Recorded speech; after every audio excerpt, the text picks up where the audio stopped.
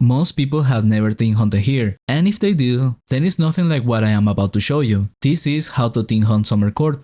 This spawn is part of the Dream Course quest, and for that reason you must first talk to Missing and Edron and say hi entrances yes, and with that you get access to the course of the elves. But in order to get to the Summer Court, you must have access to fairies, which is by doing the Threatened Dreams quest. And lastly, in order to hunt the spawn the way I will be showing on this video, you must have done the entire Dream Course quest, at least with access to the bosses. In the spawn, you will be killing the 3 types of Summer Elves, Arachnophobicas, Thanatursus, and a few Winter Elves. For defense, most of the damage you will take as the EK is physical and followed by fire, but the paladin will be sideboxing a lot, so he needs to build defensively, so both RP and EK should also be using some fire protection imbuements. In the case of the mages, they still get hit by fire AoEs, but not nearly as often. Their normal fire defense equipment plus magma amulets should be enough. For offensive, they are weak to ice, so avalanches are the clear winner, but you also need to carry a few thunderstorms for one pull. The druid needs to bring wild growth runes, and the others should also have some magic walls. And lastly, my level recommendation is for 300s, which is the level we were hunting here, and that was with bad characters in terms of equipment and skills. But maybe a more realistic starting point will be on the 325s. It will be up to you to try. With that said, let's start with the lab. The first pool is by the northwest of the castle, near the stairs. The sorcerer and druid will go there first and use a tree wall on the 1 square entrance. In the meantime, the EK does a lap around the left side, and the paladin will be doing the same on the right side.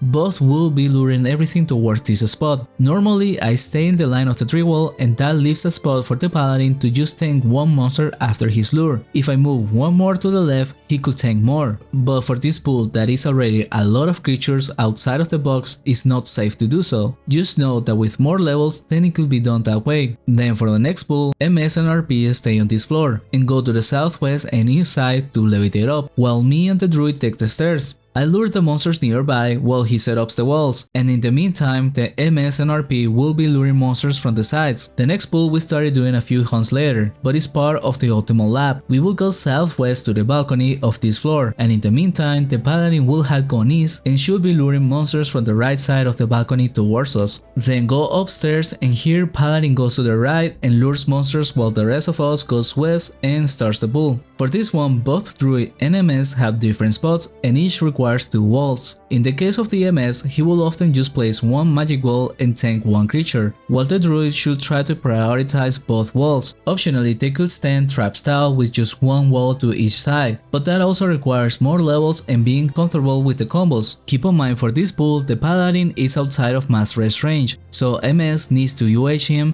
and RP needs to be ready to use energy ring. Next up, enter through the portal, and the 3 of us will go southeast, while the paladin goes south to lure from the room southwest of the pool. Optionally, he could go with the rest of the party and still do the lure, but then it will be a bit smaller and slower. And for us, this pool will put the druid near the box in a trap style, with one tree wall to his north and the other goes south of the pillar to stop monsters coming from that way. Then when RP comes in with his lure, he stands to the left of the pillar and tanks 3 to 4 while getting hit with the mass rest. Then follow the path to the southwest. This pool at first we were doing in front of the stairs with some optional tree walls, with the paladin luring monsters from the south, but then we changed that into me standing a bit closer to the intersection, still luring the monsters from the left room, but now the RP will lure from the north with the help of the MS luring the remnants. Then take the stairs by the southeast and lure the monsters on the way. This pool is easier to set up with a trap style on the wall, but it will be much harder on the mages, so instead we started doing me going 1 square up, and mages will go to the north and place 2 walls to the sides to stop some of the monsters from chasing. This ended up being a bit messy most of the times. It wasn't as reliable, but still ended up working better for us. In the meantime, the paladin will have gone to the left to lure monsters from there. Then after that, follow the path of the left and go south. We will do a quick box around here, and then go further in after that to set up in front of the portal. But personally, I recommend to stay more in the middle and run in circles of the EK. For this pool, we started with the paladin luring from the right back to us, but it ended up being better to not do that and just focus on the pool instead, since that lure is not close enough. Then enter enter the portal and EK lures from the left side and RP lures from the east. This pool will have both types of elves, so this is where you switch up the runes to thunderstorms, and do not use the ice or fire UEs by any means, since the opposite elves will reflect that damage and possibly kill you with it. Mages just set up by the wall in a trap style and use runes. Usually by the time the paladin comes with his lure, our pool is nearly dead, and then you can leave the trap and use waves. Then enter the portal and take the stairs by the left, and then go northeast to find the portal that takes you back to Summer Court, and with that the lab will be completed.